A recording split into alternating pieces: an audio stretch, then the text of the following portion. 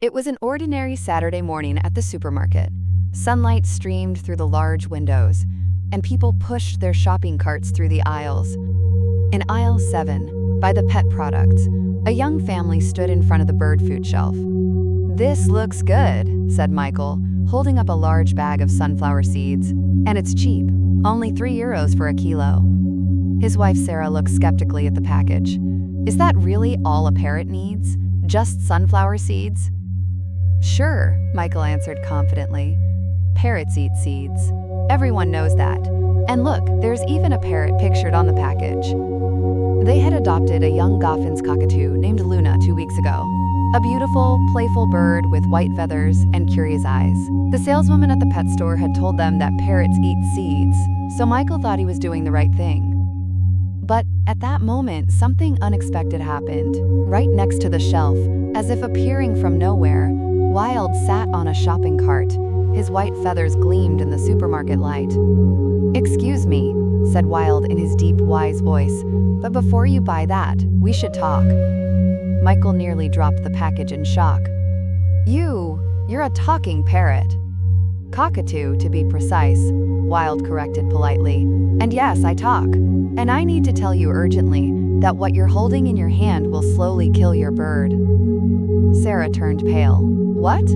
But this is bird food." "That," said Wild, pointing with his wing at the sunflower seeds, "is the equivalent of a diet consisting only of French fries and chocolate. Technically edible, but absolutely not healthy." Michael and Sarah looked at each other in confusion. "But at the pet store," they said.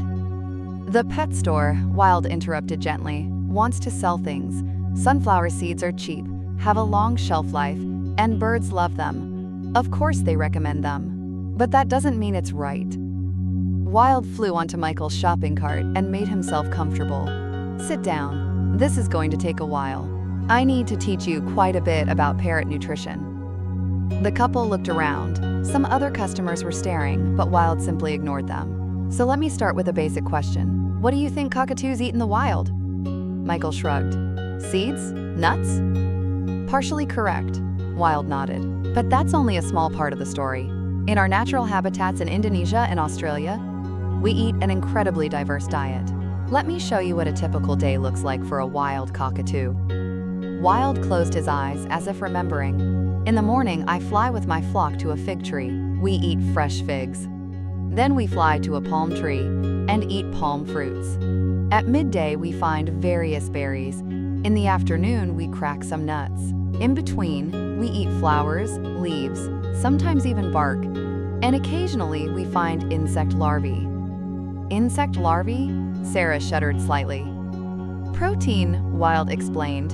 "In nature, many parrots occasionally eat insects. Not much, but it's part of our natural diet. But the most important thing," Wild emphasized, "is variety. In a single day, we eat 20-30 different foods. Different fruits, different nuts, different plants. Each provides different vitamins, minerals, nutrients." Michael began to understand. "And if we only give Luna sunflower seeds, then she only gets a tiny fraction of what her body needs." Wild completed the sentence. "Sunflower seeds are extremely high in fat. They're like fast food for birds." "Tasty? Absolutely. Healthy? Not at all." "What happens if a parrot only eats seeds?" Sarah asked worriedly. Wild became serious. "Many things, all bad. First, fatty liver disease. Sunflower seeds contain about 50% fat. When that's all a bird eats, the liver stores too much fat. This leads to liver failure. I've seen too many parrots die of liver disease at 5 or 6 years old, much too young." Second, Wild continued, vitamin deficiency, especially vitamin A. Without enough vitamin A, the respiratory system becomes vulnerable. The bird gets constant infections. The skin deteriorates. The eyes become weak. Third, calcium deficiency. Without enough calcium, bones become weak and brittle. Female birds can't lay healthy eggs. I've seen parrots break their bones from simple flapping because their diet was so poor." Sarah had tears in her eyes. We didn't know. We thought we were doing the right thing." "I know," Wild said gently. "Most people don't know. That's why I'm here. Not to blame you, but to teach you. So, said Michael determinedly, what should we really feed Luna? Wild smiled. That was the question he'd been waiting for. Let me explain the proper diet for a cockatoo. It's not complicated, but it requires effort. A healthy cockatoo diet, Wild began, consists of several components. First, high-quality pellets. This should make up about 50 to 60% of the diet. Pellets? Asked Michael. Yes. Specially formulated parrot food in pellet form. It's scientifically developed to contain all the nutrients a parrot needs. Vitamins, minerals, proteins, everything in the right amounts. It's not cheap. Good pellets cost about 15 to 20 euros per kilo. But a cockatoo only eats about 30 grams per day, so a kilo lasts over a month. Second, Wild continued, fresh fruits and vegetables. This should make up about 30 to 40% of the diet, and I mean really fresh. Fresh every day. What kind of fruits and vegetables? Asked Sarah, pulling out her phone to take notes. Good question, Wild said approvingly. Parrots can eat most fruits and vegetables, but some are better than others. Let me give you a list. Wild counted off. Excellent vegetables: carrots, broccoli, peppers, green beans, peas, spinach, kale, sweet potatoes. These are packed with vitamins and minerals. Good fruits: apples, pears, berries, melons, mango, papaya, pomegranate. These provide natural sugars and vitamins. But careful, Wild warned. Not too much fruit. Fruit contains a lot of sugar. Too much can lead to weight gain and other problems. Vegetables are better than fruit. Is there anything Luna can't eat? Asked Michael. Oh yes, Wild said seriously. Several things are absolutely toxic to parrots. Avocado, extremely toxic. Even a small amount can be fatal. Chocolate, also toxic. Salt, very dangerous. Onions and garlic, toxic.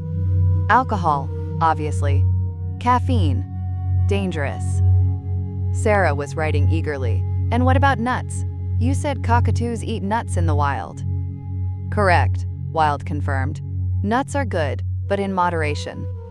They should only make up about 10% of the diet. Remember, nuts are very high in fat. They're treats, not main meals. Good nuts for cockatoos: almonds, walnuts, Brazil nuts, hazelnuts, pistachios, but all unsalted, unroasted, and in small quantities. And what about the sunflower seeds? Asked Michael, still holding the package he had in his hand. You can use them as an occasional treat, said Wild. A few per day as a reward during training, but never as the main food, never. Michael put the package back on the shelf. Now comes the difficult part, said Wild. Many parrots that have eaten only seeds for years refuse to try healthy food. They're addicted to seeds. It's like a child who has only eaten candy and refuses to eat vegetables. What do we do if Luna won't eat the pellets and vegetables? Asked Sarah worriedly. Patience, Wild answered. Lots of patience. It can take weeks or even months to convert a parrot. Here's how you do it. Wild explained the strategy. First, introduce new foods slowly. Offer a new vegetable or fruit every day. Let Luna see you eating it. Parrots are flock animals. If they see their flock eating something, they'll want to try it too. Second, at first, mix a few seeds with the pellets. Each week you reduce the seeds and increase the pellets, slowly, slowly. Third, be creative. Cut vegetables into interesting shapes. Hang them in different places. Make it a game. Parrots are curious. If something looks interesting, they'll investigate. Fourth, never let a parrot starve. If Luna really won't eat anything new, give her the old food. But try again with the new food every day. Sarah nodded thoughtfully. That sounds like a lot of work. It is work, Wild confirmed. Every day cutting fresh fruits and vegetables. Every day cleaning the bowl. Every day cleaning up thrown food, because parrots are very picky and throw things everywhere. Let me describe a typical day, said Wild. In the morning, you give Luna a bowl of pellets and fresh vegetables, maybe carrots, broccoli, and a piece of apple. At midday, you offer something different, maybe peppers and berries. In the evening, another combination, And in between, a few nuts or a sunflower seed as a training reward. Every evening, Wild continued, you throw away anything that wasn't eaten. You can't leave old fruits and vegetables overnight.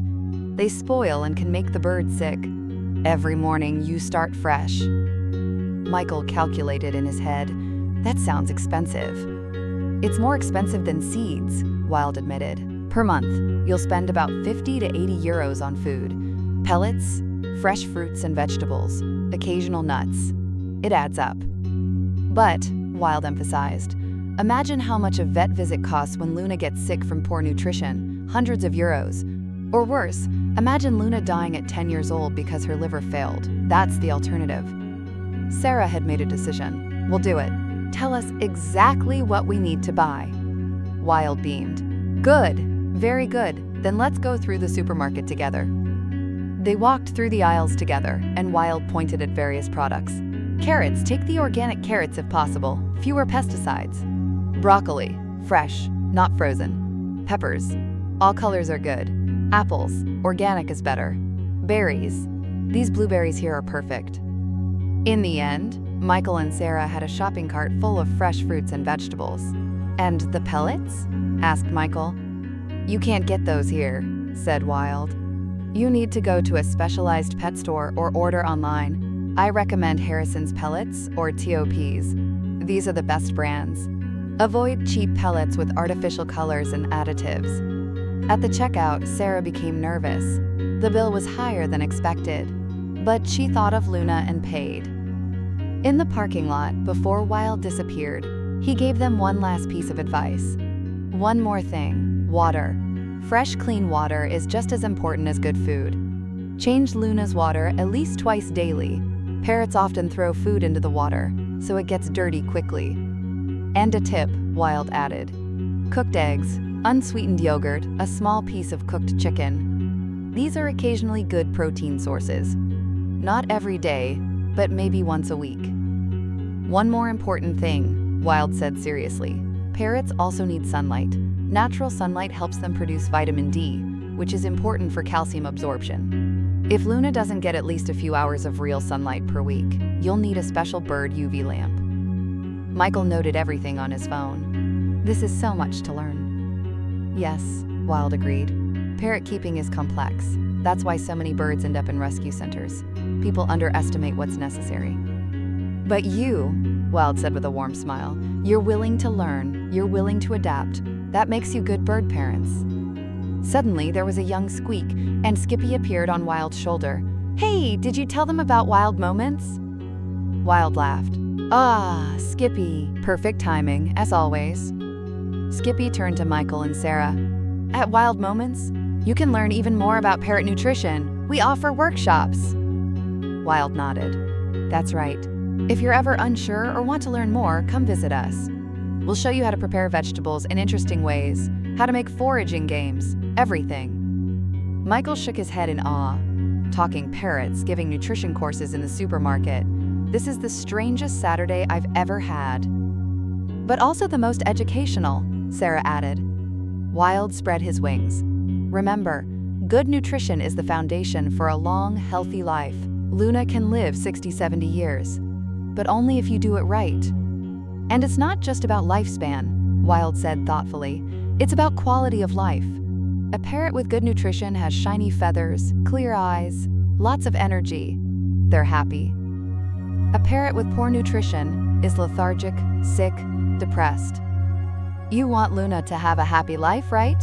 Wild asked. Of course, they both said simultaneously. Then it starts here, Wild said, pointing at the shopping cart full of healthy food. With this decision, every day. As Wild and Skippy flew away, Skippy called back. And don't forget, food preparation can be fun. Make colorful fruit skewers, hide treats and toys. Make Luna's mealtime an adventure. Michael and Sarah drove home, their heads full of new information. When they arrived, Luna waited excitedly in her cage. They immediately began cutting vegetables, carrots into sticks, broccoli into small florets, an apple into slices. They arranged everything beautifully on a plate. Luna looked skeptically at the new food. She was used to her sunflower seeds. But Sarah held up a piece of carrot and bit into it, saying an exaggerated, "Mmm." Luna tilted her head curiously, and then, carefully, she took a small piece of carrot in her beak. Michael and Sarah held their breath. Luna chewed. Her eyes widened slightly. And then, she took another piece. It was a beginning, a small but important beginning on the path to healthy eating. That evening, as Michael searched online for Harrison's pellets, he thought about the encounter at the supermarket. A talking cockatoo had possibly saved Luna's life. And somewhere in the city, on a tall tree, Wild sat next to Skippy and looked out at the city lights. "Do you think they'll follow through?" asked Skippy. "I think so," Wild answered. "They really love Luna, and when you truly love someone, you're willing to do the work." "Even if it means cutting vegetables every morning," Skippy teased. "Especially then," Wild smiled. Because in the end, Wild thought, love isn't just about feelings, it's about actions, about daily, consistent actions. Like cutting vegetables for a little white bird named Luna.